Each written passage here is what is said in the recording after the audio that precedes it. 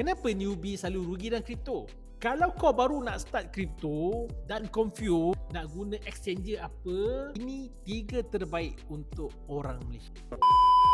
Yang pertama, Harta. Harta ni local exchanger. Right, dia juga support FPX kalau nak transfer online. Senang nak deposit dan withdrawal. Ada interface yang clean dan dia juga patuh regulatory daripada Malaysia SC regulated. Sesuai sangat untuk beginner. Yang kedua, kita ada Tokenize. Tokenize pun Malaysia based. Banyak pilihan coin dan dia juga SC approved. Apps dia ada market insight dan boleh set recurring buy. Sesuai kalau kau nak guna ini untuk dollar cost average DCA. Seterusnya adalah Bitget. Bitget ni dia bukan SC regulated, tapi kalau kau nak explore luar sikit daripada local, nak pergi ke global, Bitget boleh jadi pilihan. Ada banyak coin, boleh try copy trade untuk belajar dari pro.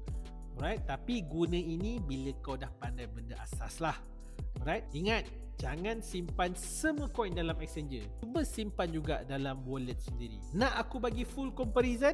Klik link kat bio atau komen exchange. Aku akan bagi checklist percuma untuk macam mana anda set up account.